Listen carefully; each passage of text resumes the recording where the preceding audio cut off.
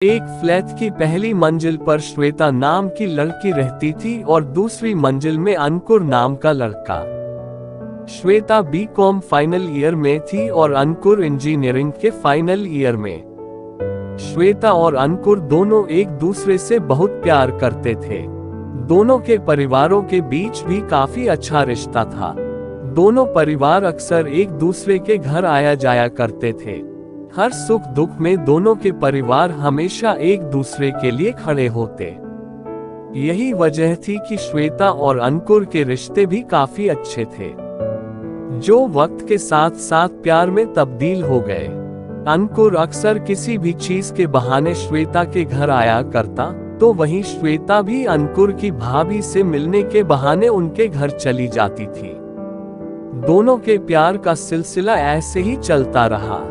एक दिन श्वेता का बड़ा भाई अंकुर के घर से लौटते हुए सीढ़ियों से उतर रहा था, तभी अचानक उसे एक पेपर नीचे गिरा दिखा। उसने उसे उठा लिया, लेकिन जब श्वेता के भाई ने उस पेपर को खोला और उसमें जो लिखा था उसे पढ़ा तो उसके होश ही उड़ गए और वो गुस्से से लाल हो गया। घर आते ही सबसे पहले उसने श्वेता और अपने माँ पापा को बुलाया। माँ के हाथ में वो पेपर देते हुए उसने श्वेता को एक चांटा मारा। वो पेपर पढ़ जैसे उसके माँ पापा के भी होश उड़ गए। उसके बाद श्वेता की माँ ने भी उससे खूब चांटे मारा और बोला, कल मुंगी, हमने इसलिए तुम्हें इतनी आजादी दे रखी है, पढ़ाई के बदले यही करती हैं तुम। वो पेपर दरअसल एक लेटर था जो अंकुर ने श्वेता को दिया था और आते वक्त श्वेता से सीढ़ियों पर गिर गया। फिर क्या था, दोनों परिवारों में भी दूरियां आ गई, लेकिन अंकुर और श्वेता का प्यार कहाँ कम होने वाला था। दोनों कॉलेज के बहाने अब घर से बाहर मिलने लगे। ऐसा लगता मानो अब दोनों ज्यादा आजाद हो गए हो। दोनों कभी रेस्टोरेंट जाते तो कभी पार्क। धीरे धीरे दोनों में प्यार भी बढ़ा और टकरार भी। देखते ही देखते अंकुर ने अपनी इंजीनियरिंग पूरी कर ली और अब वो जॉब के लिए शहर से बाहर जाने लगा।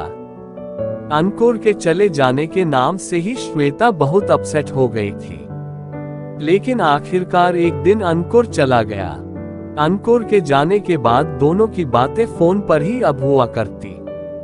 वक्त निकालकर अंकुर और श्वेता दोनों एक दूसरे से घंटों बातें करते, लेकिन अब धीरे धीरे श्वेता के पास अंकुर का फोन कम आने लगा। श्वेता फोन करती तो वो कभी रिसीव करके ये बोल देता कि मैं बिजी हूं, तो कभी फोन रिसीव ही नहीं करता। ऐसे में श्वेता तो मानो अंकुर के लिए बिल्कुल पागल होने लगी थी।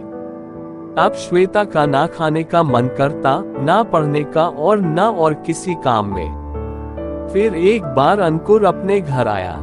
श्वेता बहुत खुश थी, सोचा अंकुर तो उससे जरूर मिलेगा, लेकिन अंकुर तो ऐसा बर्ताव कर रहा था मानो वो श्वेता को जानता ही ना हो। ये देखकर श्वेता टूट गई। उसे समझ आ गया था कि बाहर जाने के बाद अब अंकुर अपनी लाइफ में आगे बढ़ गया है।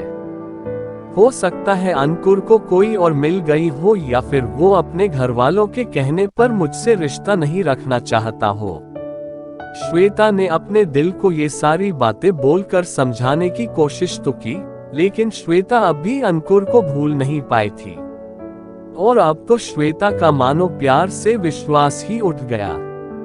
अब श्वेता भी बहुत अच्छी कंपनी में जॉब कर रही है, उसके पास सब कुछ है, लेकिन अक्सर रात को यही सोचती है कि सब मिला, बस एक तू ही नहीं मिला। अब वो अपनी जिंदगी को जी नहीं रही, बस काट रही है।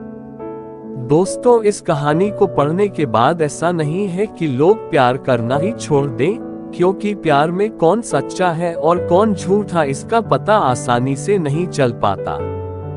बल्कि जरूरत है कि अगर आप कभी ऐसी परिस्थिति से गुजरे तो खुद पर भरोसा रखें और जिंदगी में आगे बढ़ें, क्योंकि जिंदगी बहुत खूबसूरत है और इसका सिर्फ एक ही रंग नहीं है, इसके तो हजारों रंग हैं। इसी के साथ मैं आपसे विदा लेता हूँ। दोस्तों, कैसी लगी सैड लव स्टोरी कमेंट करके जरूर बताएं। अगर आपको ये कहानी जरा सी भी पसंद आई हो तो इसे जरूर शेयर करें और ऐसी ही पोस्ट पढ़ने के लिए हमें सब्सक्राइब करें।